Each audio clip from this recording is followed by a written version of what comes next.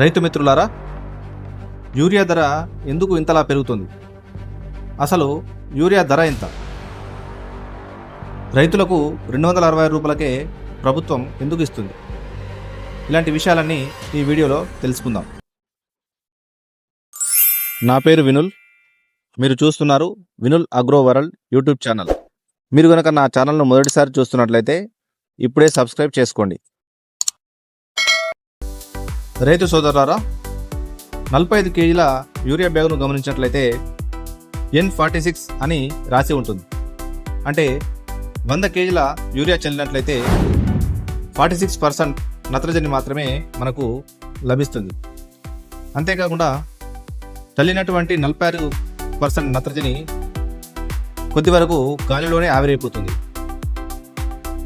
కాబట్టి నీరు లేకుండా యూరియాను వేయరాదు.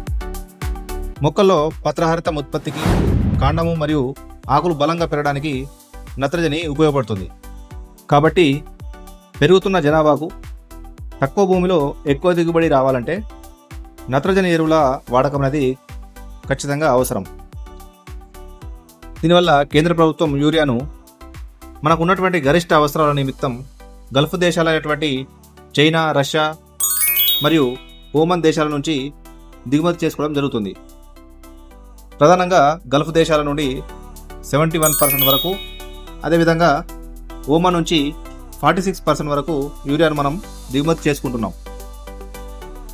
ప్రతి సంవత్సరం మన దేశానికి సుమారు 360 నుంచి 380 లక్షల టన్నుల యూరియా అవసరమవుతుంది. అందులో దేశీయ ఉత్పత్తి కేవలం 2.58 నుంచి 3 కోట్లు మాత్రమే. మిగిలిన అవసరాన్ని దిగుమతి చేసుకోవాల్సి వస్తుంది. అసలు యూరియా ధర 2400 నుంచి 2500 వరకు ఉంటుంది. అదే అంతర్జాతీయ ధరలు పెరిగినట్లయితే ఒక్క యూరియా బస్తా 4000కు పైమాటి. అంతర్జాతీయంగా రేట్లు పెరిగినా కానీ కేంద్ర ప్రభుత్వం సుమారు 2154 రూపాయల సబ్సిడీ భరించి మనకు 260 రూపాయలకే నీమ్ కోటెడ్ యూరియాను అందిస్తుంది. యూరియాను బయట వెదజల్లినట్లయితే ఆవిరికి వృధా కాకుండా నీమ్ కోటెడ్ యూరియాను మనకు ప్రభుత్వం అందిస్తుంది. మరి ఇన్ని వేల కోట్లు సబ్సిడీ భరించి ప్రభుత్వాలు మనకు యూరియా ఎందుకు ఇవ్వాలి?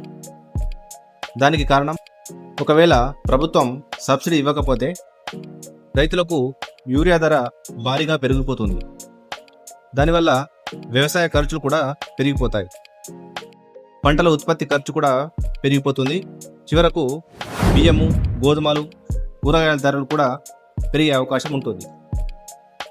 పంటలకు పెట్టుబడి లేక అనేక పేద రైతులు పంటలు పండించలేని స్థితికి వస్తారు. కాబట్టి వీటన్నింటినీ దృష్టిలో ఉంచుకొని కేంద్ర ప్రభుత్వం సబ్సిడీని భరిస్తుంది. మరి రైతు సోదరులు యూరియాను ఎలా వినియోగించుకోవాలి? రైతులు మొదటగా చేయాల్సింది, యాసంగిలో పంటలు కోత కాగానే మన పొలంలో నుండి మట్టిని సేకరించి మట్టి పరీక్షలు చేయించుకోవాలి. ఈ మట్టి పరీక్షల ఫలితాల ఆధారంగా మన నేలకు ఎంత యూరియా అవసరం అవుతుందో ఖచ్చితంగా నిర్ణయించుకోవచ్చు. కాబట్టి అంతే పరిమాణంలో మనం యూరియాను వేసుకున్నట్లయితే పెట్టుబడి తగ్గడంతో పాటు నేల కూడా ఆరోగ్యంగా ఉంటుంది. అదేవిధంగా పంటను దశల వారీగా విభజించి యూరియాను ఒక్కసారిగా వేయకుండా దశల వారీగా విభజించి వేసినట్లయితే మొక్కకు ఏ సమయంలో ఎంత కావాలో అంతే అందించిన వాళ్ళం అవుతాం. ఆ విధంగా కూడా యూరియా వృధాను అరికట్టవచ్చు. చివరగా రైతులు తెలుసుకోవాల్సింది, తక్కువగా దొరుకుతుందని ఎక్కువ మొత్తంలో యూరియాను వేసుకోవద్దు. మీ నేలను చౌడు నేలగా మార్చుకోవద్దు. యూరియా ఎక్కువగా వేస్తే మనకు మరియు మన నేలకు ఎలాంటి నష్టం వాటిల్తుందో నెక్స్ట్ వీడియోలో తెలుసుకుందాం. ఈ వీడియో మీకు నచ్చినట్లయితే ఖచ్చితంగా లైక్ చేయండి, సబ్స్క్రైబ్ చేసుకోండి, అలాగే మీకు తెలిసిన నలుగురికి షేర్ చేయండి. Thank you.